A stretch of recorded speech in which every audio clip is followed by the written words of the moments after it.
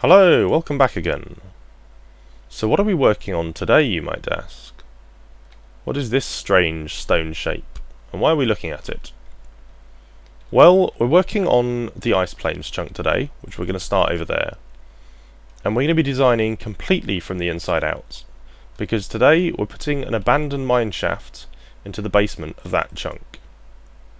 And I've just pulled out an example of an abandoned mineshaft, just one small section of it from a vanilla pre-generated world. And we're going to need to do a ton of work down at the block level today, making sure that players can run around a compressed version of this in that space and use it as a game and a PvP environment.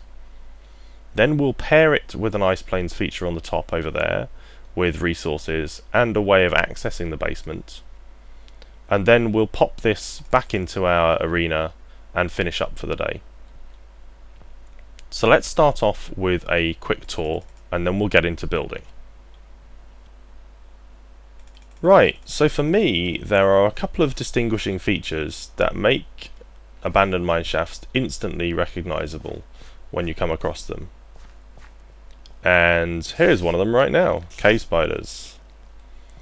But what I actually meant was these 3x3 corridors that run parallel to each other. You'll often come across junctions and find another one here parallel to the first one you ran down. And they have these support beams and features around the outside. So we've got 2 fence posts and then this 3x1 of planks on the top. Occasionally you'll find torches in here as well, pre-generated, so you get a little bit of natural light. And you've got cobwebs and things like that as well. Resource chests and larger junctions which lead off in a number of different directions. You've got 1, 2, 3, 4 directions here. And these are often bounded by these wooden planks here on a 3x3 square on the base, and they run from floor to ceiling. And quite often you'll even find these running across multiple levels of an abandoned mineshaft. So you might find one level here, one down there, and then these will span 2 levels. So here's our cave spider spawner with cobwebs.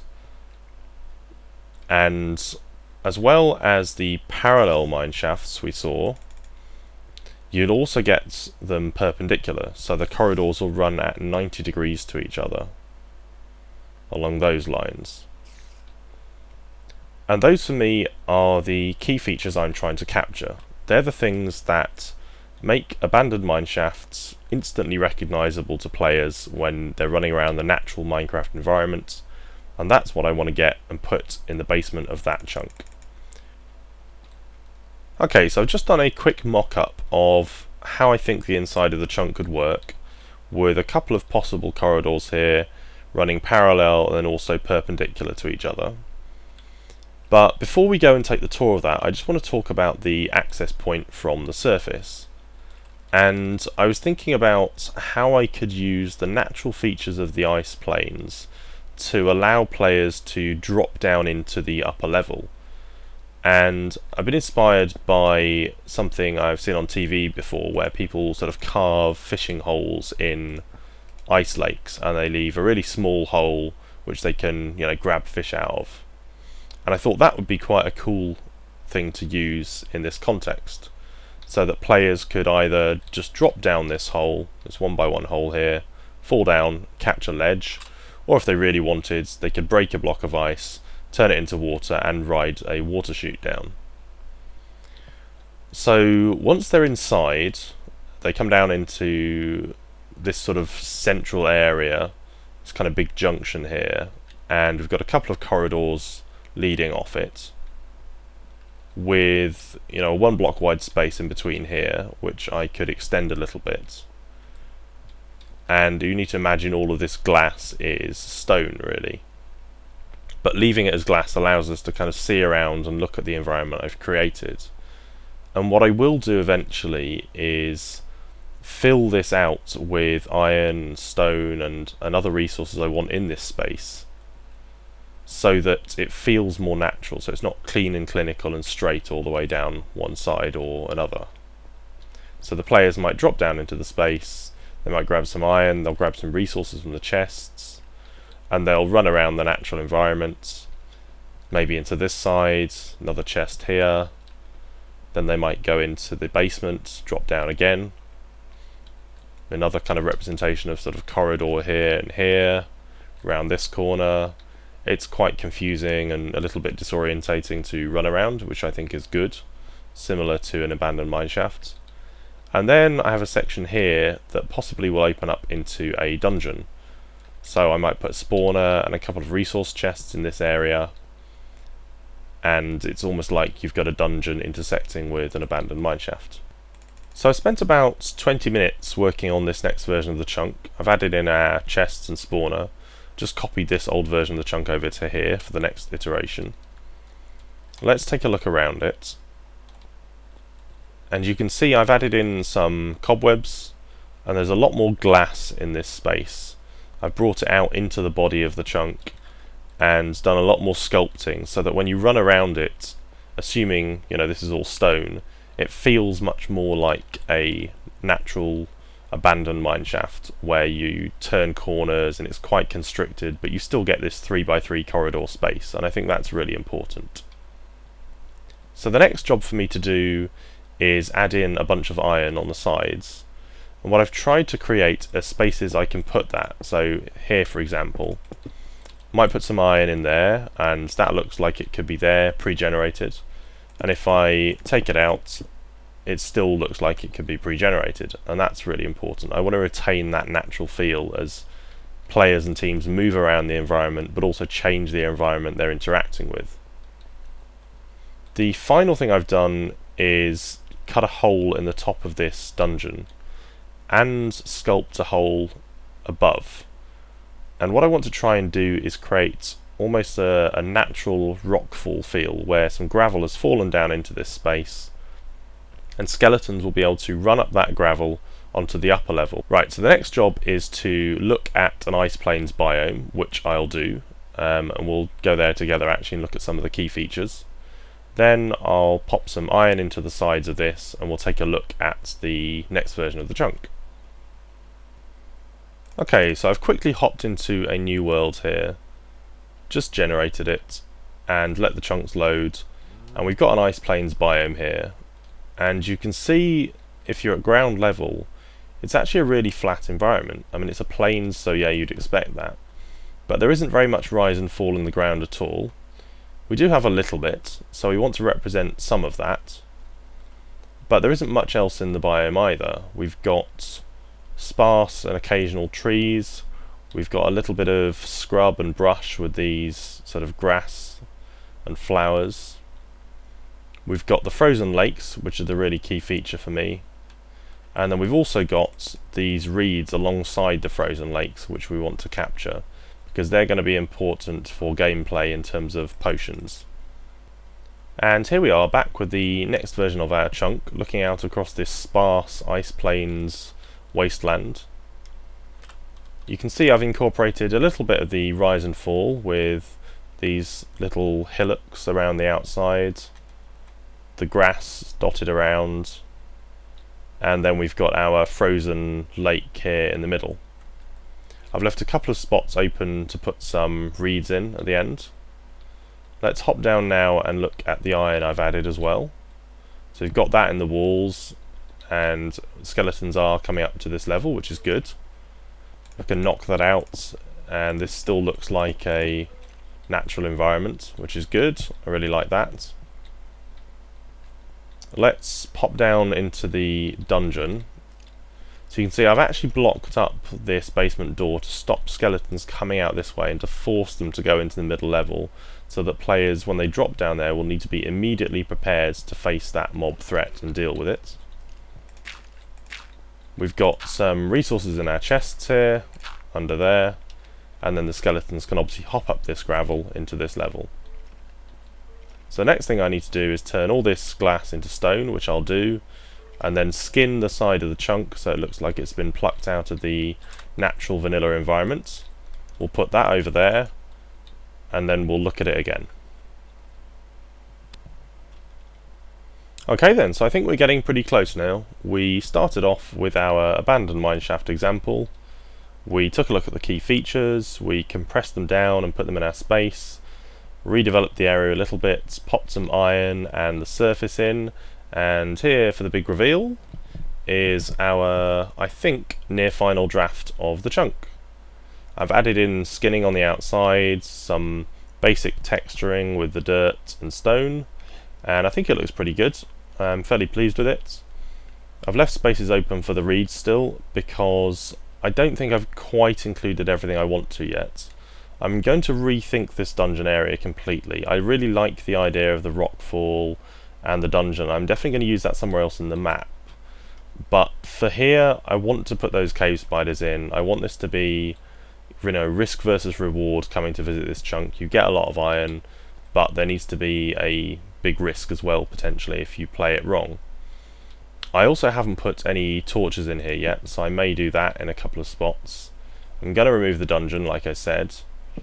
But this is the inside, and you can see the stone now makes it look like an abandoned mineshaft. You can drop down to the next level, similar kind of feel. You move around, it's a little bit disorientating. You're not exactly sure where you are or which direction you came in from, and I think that's really good. But yeah, I'm going to think again about this. I'm going to put a cave spider spawner in here somewhere, rethink the lower level. And I think actually, if I do that, I can put in a lot more of these support beams in the bottom level, and that'll give us more features that look like a natural mineshaft. And I think that's only a good thing. Hello, Mr. Skeleton.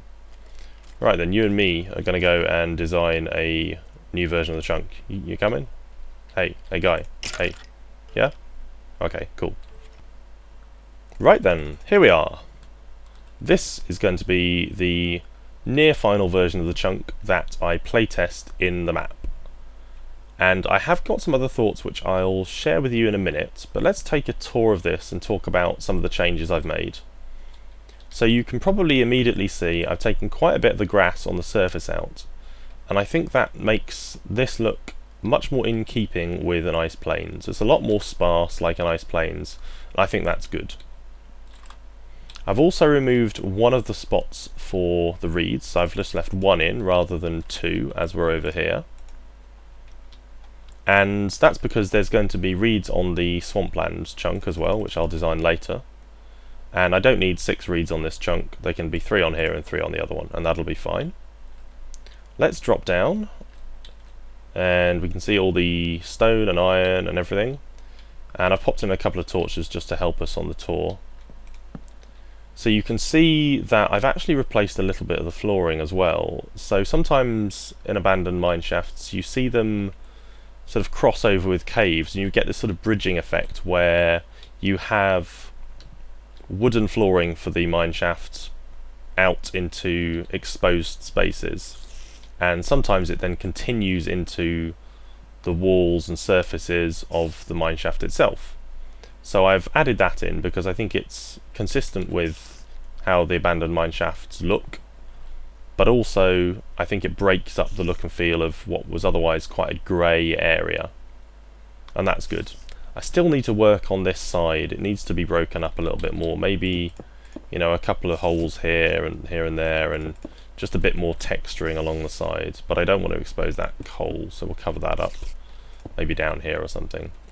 Yeah, so I need to work on that, and as you can probably hear already downstairs, we have added our friends the cave spiders, which I think are going to be a really interesting addition. It's obviously a risk and a threat for players to come into contact with cave spiders. They poison you, they can cause you all kinds of problems if you don't handle them correctly. So the cave spider spawner is back through here. We've got a lot of cobweb around it, so if you had run out of, you know, string and things for bows and you were forced to come here and grab some, you could do that. You've obviously got some in the chunk anyway, but if you wanted a lot, you could come here and grab some from there. And we've got 2 chests down here, so we've got one here right by the spawner, and then we've got one round this corner as well. And I think if you come down to get either of those, you're going to come into contact with the cave spiders. So the rewards in that chunk as a whole, but particularly those chests, should be worthy of that risk. So I need to make sure that I put some decent stuff in there. So the last thing I want to talk about because we are going to treat that as the playtest version. The last thing I want to talk about is what I could actually do if I had an extra block of vertical space. I've been thinking about a decision I made when I first designed the Chunk Wars arena, which was to have 2 blocks of wool along the base of the chunks here, which counted in our 16 by 16 by 16 spaces. And I did that because when standing on the top, glancing out across the arena, you couldn't always quickly and easily see whether it was, red or blue wool you were looking at, because they're quite dark colours and they didn't contrast as much with the bedrock. But I decided to try and use yellow wool and light blue wool on these, but I didn't revisit the decision to put 2 blocks rather than 1. And I might do that, because I think it would be interesting, particularly in the context of this chunk, but some of the other ones coming up as well, like the Nether Fortress, I think are going to be very spatially challenging. And if I have an extra block to play with, I can do a lot more. So for this space in here, we've got, this would be stone obviously, and then we've got our first level, stone again, second level, stone again, third level, and then we've got space for a roof and then a grass topper. In the same way we've done with the stronghold, we've compressed it really, really well in the vertical space, and this would allow us to do that as well. And then we could also have a dual way of moving between the different levels. And what I mean by that is we could have our 3x3 squares with these pillar and support setups going up 7 blocks to the ceiling here, and we could have players drop down and use these areas to get up and down between the different levels. And similarly we could do something over here, so let's say this is our 3x3 square, 2, 3, 4, 5, 6, 7, and then we'd have space for our roof again, and then grass on the top. And I think that would be a really interesting way to play with players' minds a bit more, really confuse them, move them around the chunk a lot, put them in different situations and orientations that confuse them in terms of where they'd enter the chunk, where they need to get out, what resources they've got and stuff like that. So I definitely want to revisit that, but that's going to be for the future. So for now and today, thanks very much for watching again. I hope you've really enjoyed this insight into the Abandoned Mineshaft, the Ice Plains chunk. It's been quite challenging to build, and it's actually taken quite a lot longer than I thought it would, given that we have quite a rigid structure to begin with. So yeah, really pleased with how it's turned out though. Thanks for watching, I hope you've enjoyed it. If you've got any comments, remember the map is still, in a state of development, so if you've got any comments, leave them down below. I'd really love to hear from you. Thanks very much for watching, and bye bye.